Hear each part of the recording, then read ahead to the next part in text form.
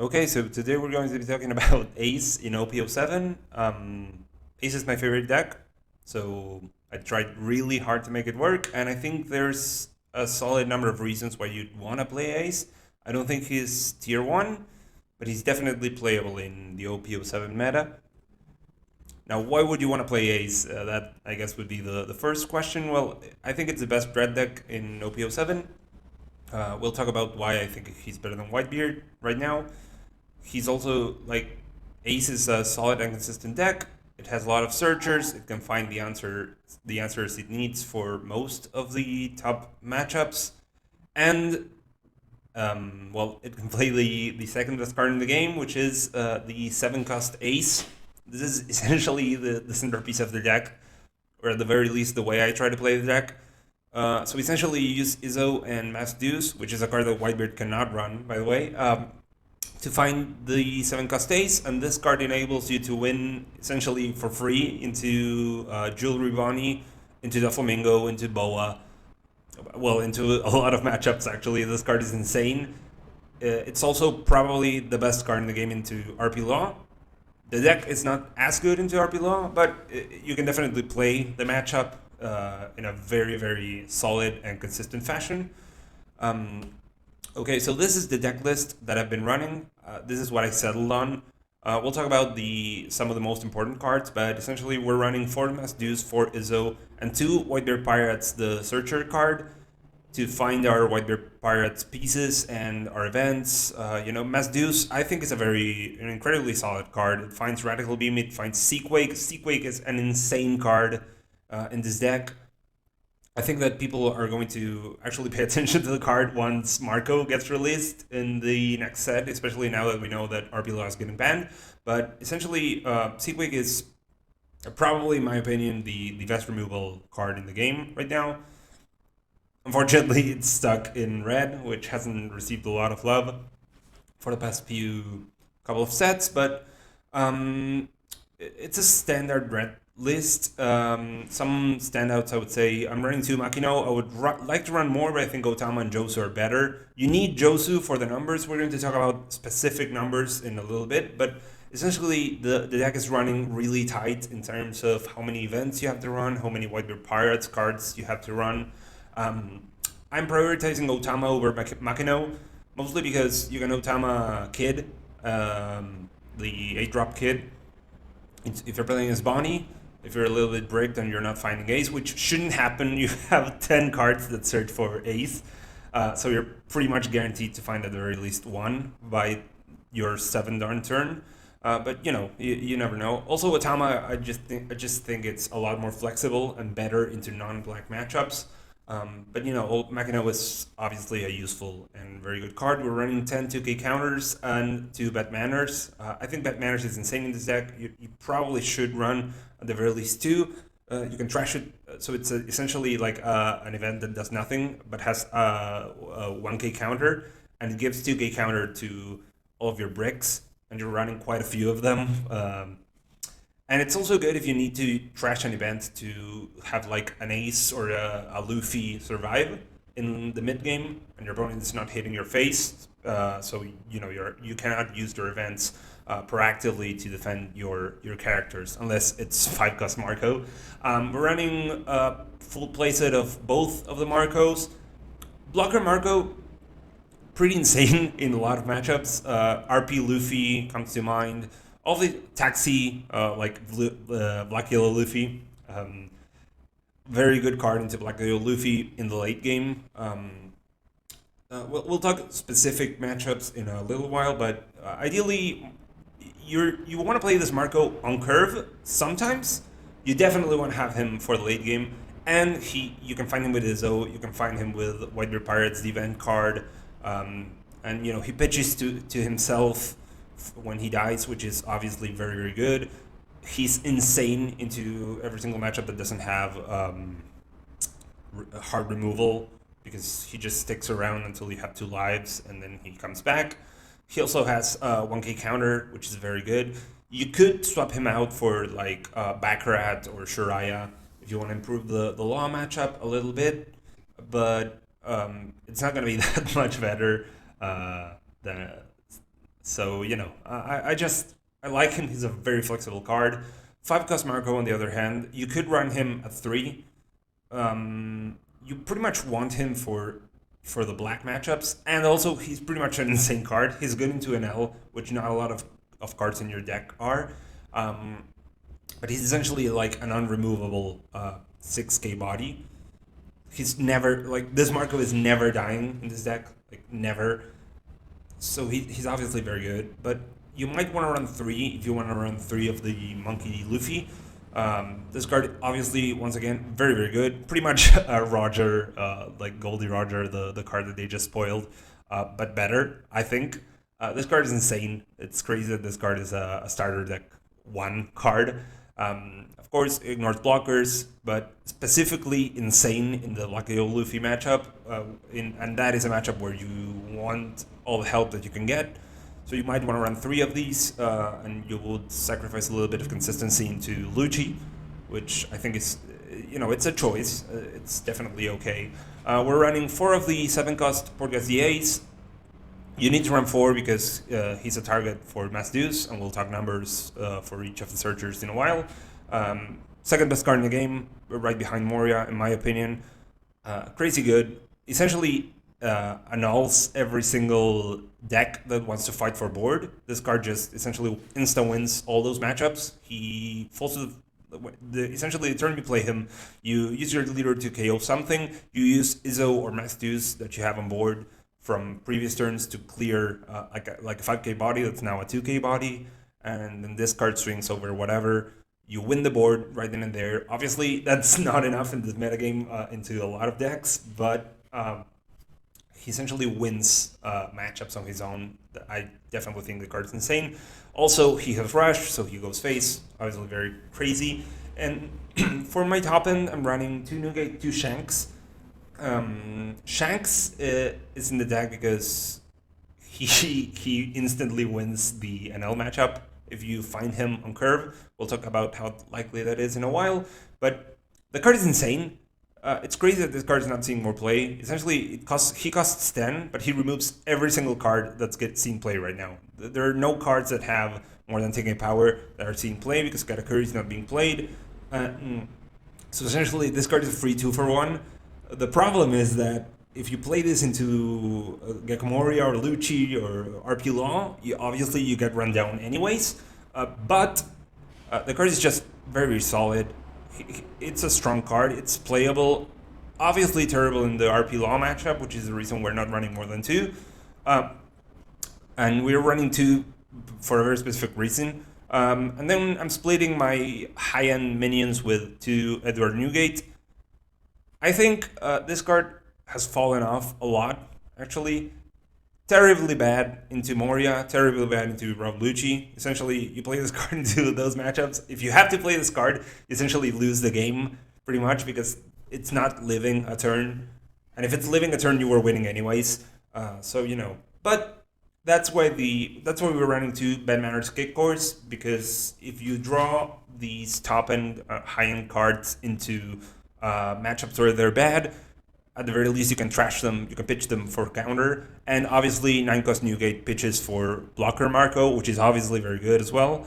And then for our events, we're running for Seaquake, a star in this deck, combos with Otama, combos with Ace to remove a 6 attack minion, so it kills Rob Lucci, which is very, very, very, very important. You can also do like in Tendon, you can do something like play Portgas D8s, play Otama, kill Katakuri with Seaquake if you're playing against Enel, or kill something like that. Kill Kid, obviously. I mean, you can actually swing into Kid, I guess, but you could. We're running for Radical Beam because we're playing a red deck, and this card is crazy broken. And then we're running 2 Whitebeard Pirates. Could be more if you want to cut. I think going down to 3 Radical and 3 Seaquake and or is fine. Obviously, the events you could run all of these events at 3, and it will be fine as well. This is the split I'm currently running, but I could see arguments for like -1 Radical Beam, +1 Bad Manners Kick Course if you want to break a little less, or -1 Radical Beam, +1 Jet Pistol if you want more removal. The reason we're running Jet Pistol is twofold. One, the trigger, obviously very good, crazy good trigger. But the most important thing is if you're playing into RP Law, you want proactive cards that you can play that are not easily removed by the deck. So if you're at 4 down, you'd rather play Jet Pistol than Blocker Marco and kill something. Especially if the RP Law is not attacking you. So that's the reason we're running to Jet Pistol. But if you're not worried about the RP Law matchup, I personally would be because the deck is crazy good. But you could always just shave these cards off and run something like Flame Emperor or something like that. We're not running Flame Emperor because the card, unfortunately, it pains me to say, doesn't hit anything in this meta. All the good boss monsters are 9k attackers. Gecko Moria, 9-cost Sorrow, Ace Yamato. They're 9k or more. There's not really any good 8k targets. That's the reason I'm choosing to shave off Flame Emperor. You can obviously run it. The card is okay. You can combo it with Otama. But I think it's not consistent enough, in my opinion, for it to be good. I would rather run these events that are pretty much always live. So yeah, this is the deck list that I would recommend running, and this is the reason why. These are the numbers. We're running 18 Masked Deuce hits, 24 Izzo hits, and 22 Whitebeard Pirates hits. Whitebeard Pirates, the card, I'm running pretty much because into RP Law, you need to find 7-cost Ace, and into Rob Lucci, you need to find 5-cost Marco, and you need to play them on curve. So running the extra searchers is always helpful. The 1-cost event pitches to both Marcos, obviously very good. If you already have the Marcos in hand. There are times when you get hit, this card is in your life, and you don't even want to use the trigger because you'd rather just keep the event in hand to pitch it for like a Marco. I think Masked Deuce is an insane card. It's crazy good. If you think about it, Whitebeard was running Nami last set, and even this set. I think the Whitebeard deck list that I've seen running around are running like a Strawbeard build, and Masked Deuce is just Nami on steroids in this deck. The only thing that it doesn't find, which is obviously unfortunate, is the 5-cost Luffy. But other than that, it finds the Radical Beams, it finds the 0-cost events, it finds the Jet Pistols. This card is insane, and he finds 7-cost Ace. He's another searcher for 7-cost Ace. So you're pretty much guaranteed to win every single matchup where Ace wins the matchup on his own. You pretty much win because you're always finding him. Here's the percentage of hits, provided obviously that the deck is full. Obviously, realistically, when you're playing, you should keep in mind how many of the hits you have already seen to know how stacked your deck is in order to hit. But 18 is the baseline minimum that I would want to run. 18 hits is the baseline minimum that I would want to run a searcher that finds me sort of like a toolbox searcher. Kind of like my Deuce and Izzo are in this deck. Obviously, 24 and 22 hits are more than enough, I would say. If you want to cut a card or shape like an event or something like that, keep the numbers in mind. You can always use one of the hypergeometric, I think that's the way they're called, hypergeometric calculators that are online to know how your odds are affected. I wouldn't run, if you're going to run this build of Ace, where you're running 4 Masked Deuce, I wouldn't run less than 18 hits.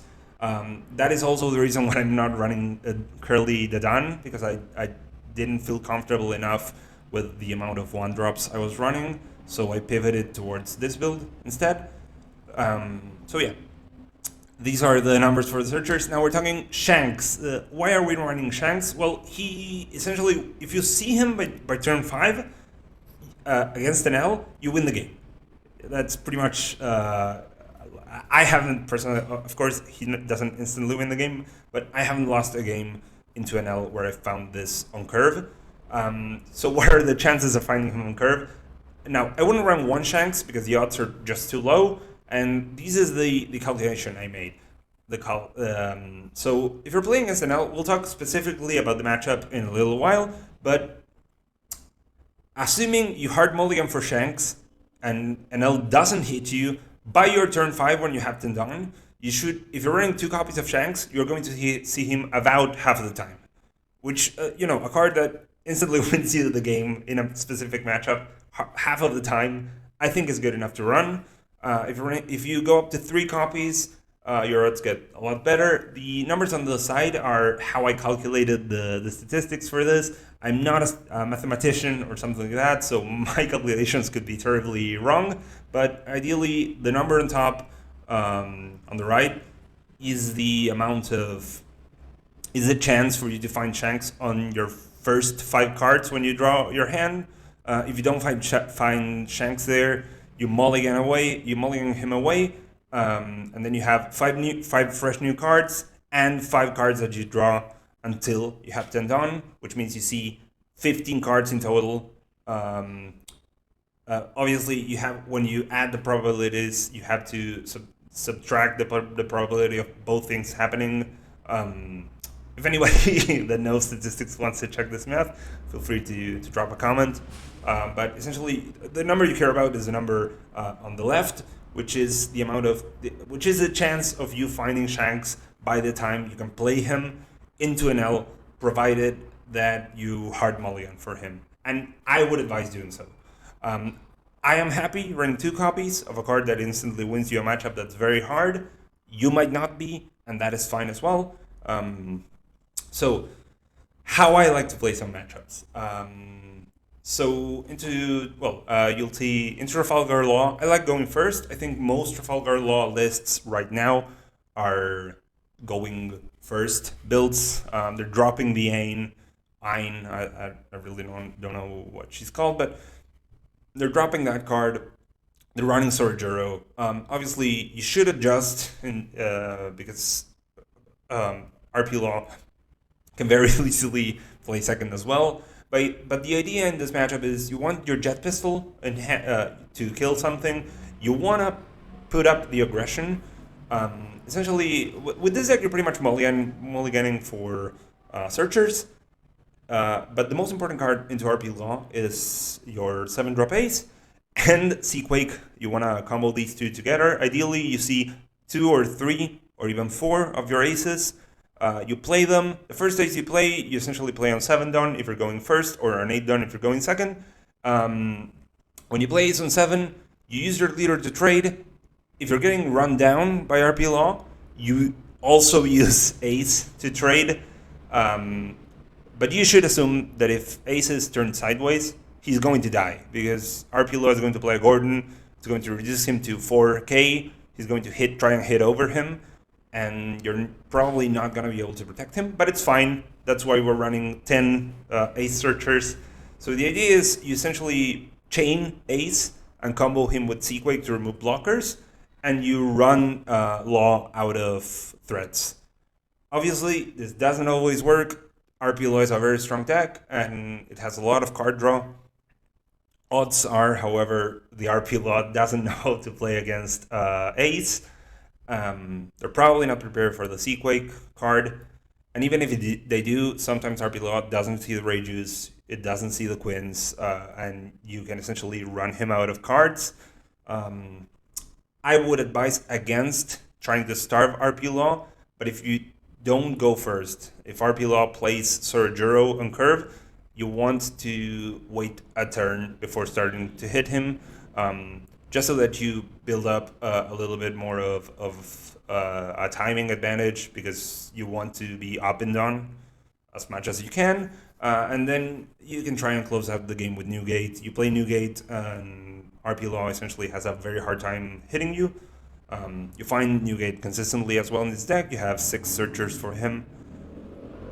So I guess that's the game plan. Also, this is probably obviously very relevant, but you don't want to swing with your minions or your characters, I guess. You don't want to swing with your characters if you can avoid so. So I wouldn't swing with any character that doesn't instantly die if I can help it. So I would only use them to swing into other characters, not swing for life, because you're essentially giving the other Law the benefit of getting free traits and free cards out of your hand. And like I said earlier, this deck has a very hard time keeping up in card advantage. That's the biggest weakness because red doesn't have any card draw.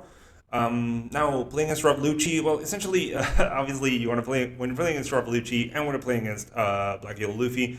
These are decks that run Gecko Moria.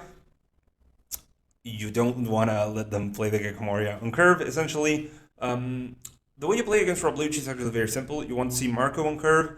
Marco Otama, obviously a very good combo because it kills Brook. But essentially the idea is you stick one Marco. If you can, you stick another Marco next turn. And then you just start spamming rush characters until the Lucci dies.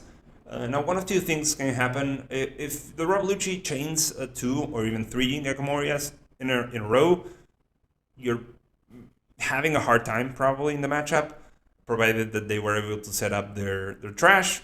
But, Lucci doesn't always see every single card, which is arguably the biggest weakness of the deck. And even if they do, it's really hard to get rid of Marco, and Lucci really relies on removing all of your board every single turn, so you essentially can keep up a sort of like aggressive position against them. That is obviously very good.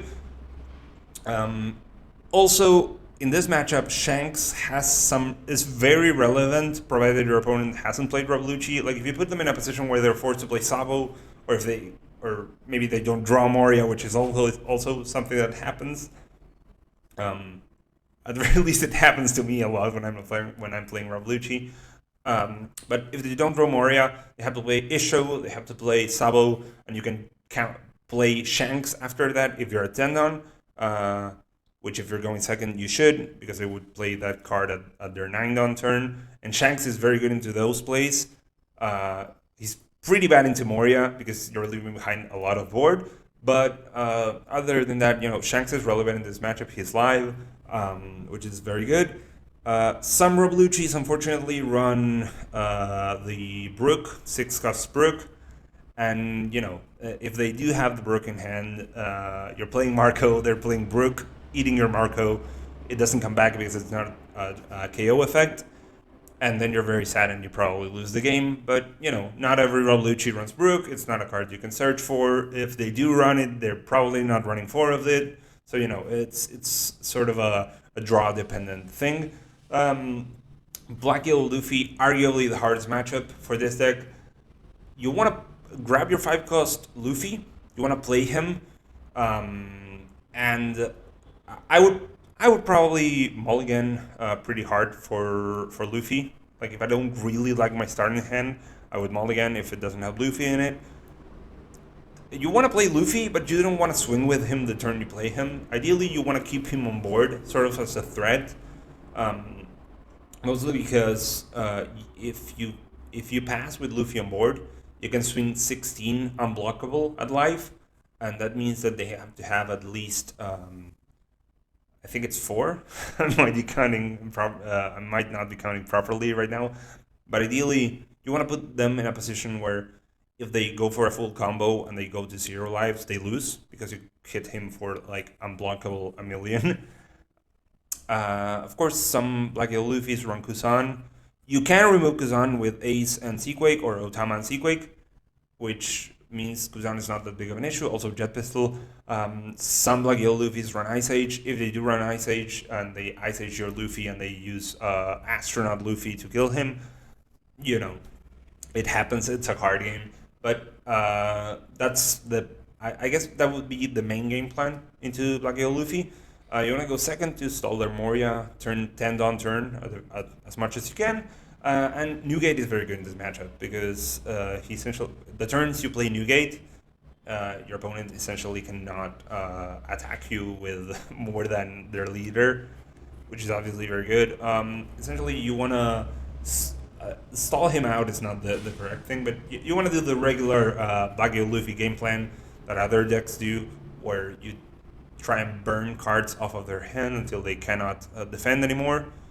But you have a rough time into it. It's not an easy matchup. You have no easy way of getting rid of Sabo. That is obviously a problem, but it's not unwinnable, which is what you're looking for, I guess. And then you have Gecko Moria. Against Gecko Moria, even if they can run the 8-cost Moria card, you want to go first, I think, just because Moria's curve is just so much better going first. Um, the one of the advantages that this deck has is that it doesn't really need to go first or second. It can play either side of the curve very well. I think you want to go first into Moria. Moria doesn't run the Brooks and the cards that get rid of Marco easily. Unfortunately, Moria is much better at fighting board than Lucci is. It plays a more fair game in that sense. I, I would love to have like specific pointers for this matchup, but it's a hard matchup. You want to play your Marcos, you want to try to get them to live, and you want to try and control the board and then swing into Moria leader. There's actually not a lot more to it than that, but it's definitely one of the hardest matchups. Now moving on to Enel. Into Enel, essentially the only cards you care about seeing are your 7-drop Ace, your Nikos Newgate, and Shanks. You want to go second to Enel if you can with this deck. You want a hard mulligan for Shanks. We already saw that half of the time you should find him before you're a 10-down. And, well, essentially, you only want to play Shanks if your opponent played Yamato or Ace. I wouldn't deploy him into Katakuri. Pretty much because you don't need to.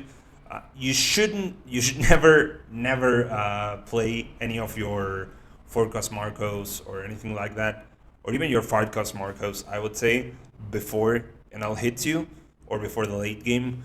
So essentially, you spend the earlier turns just hitting into Enel, and trying to search, like thin your deck out with your searchers, trying to find Ace and Newgate. Obviously, if you find Shanks, that's obviously very good. You cannot. There's no Shanks searcher currently in the game, but you can find pretty much all four of your aces consistently.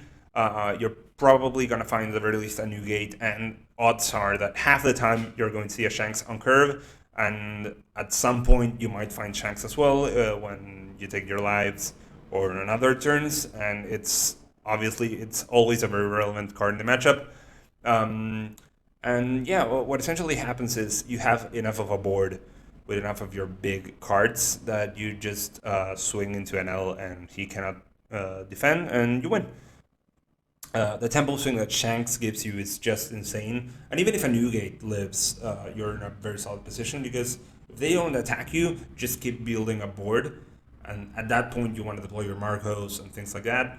And if they're playing Reiju to remove Newgate or 7-cost Ace, they are falling behind because they're not doing anything else with their turn.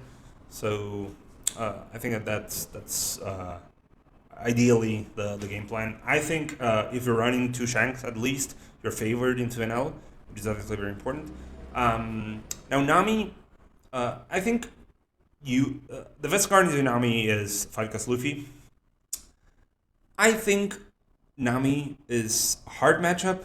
I wouldn't say, I don't know. I think it's probably 50-50. Maybe a slightly Ace favored. Going second is very big in this matchup, obviously. Now, what I would say, I don't really have any tips of cards to look out for or things like that. But I think what's very important about Nami as she plays in OP-07 is knowing when to hit her and what numbers to hit her for.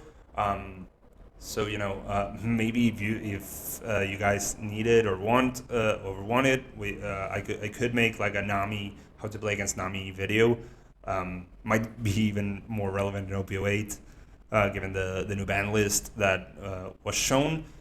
But essentially, you should look out for the fact that for 2 Dawn, Nami can get plus 4k, so if she goes to 9, she defends 8.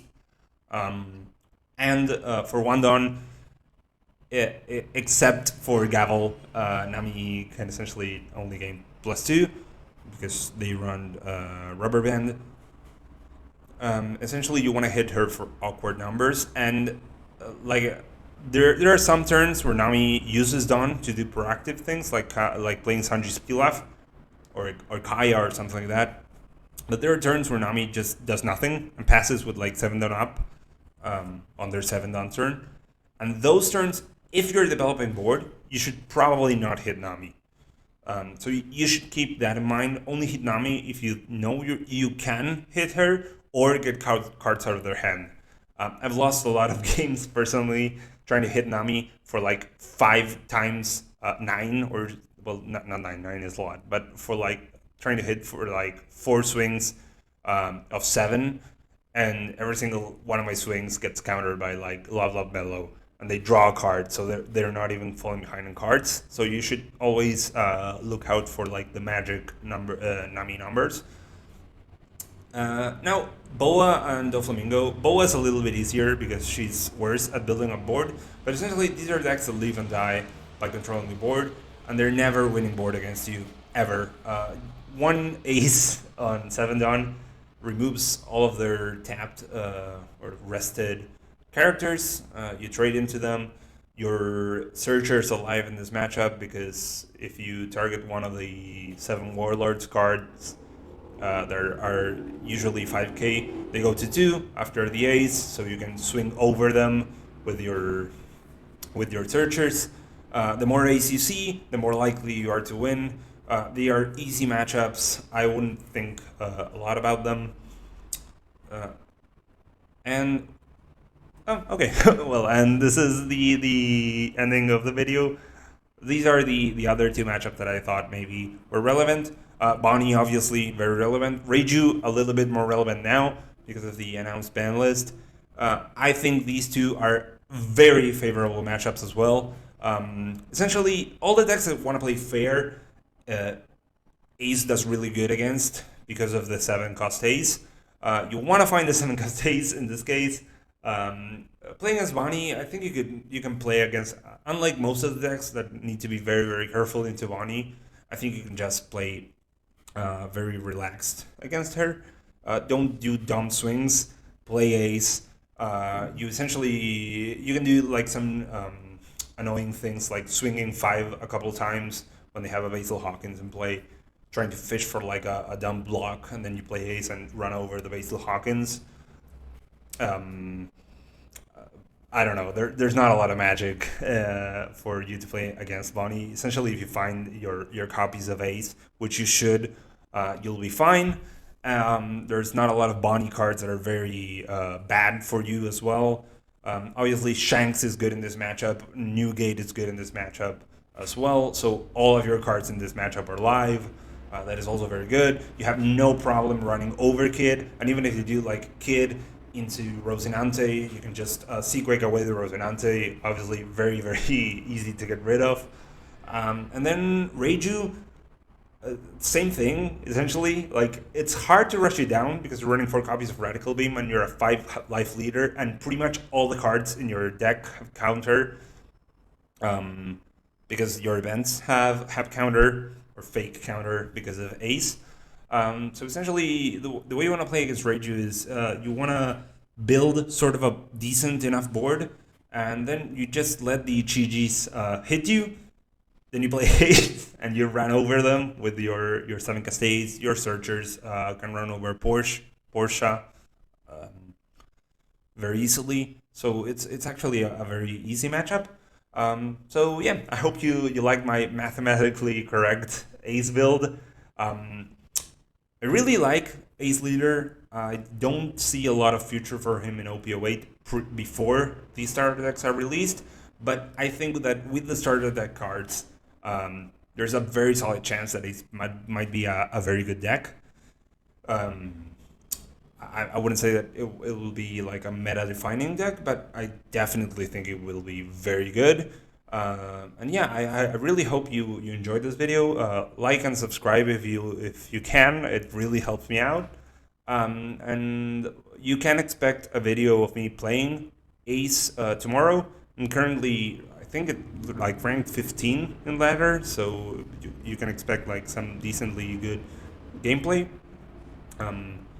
So yeah, leave a comment and tell me if you have any ideas on how to improve the deck, how to play some matchups better. I'm definitely open for them because I really want to make this deck work. So yeah, let me know.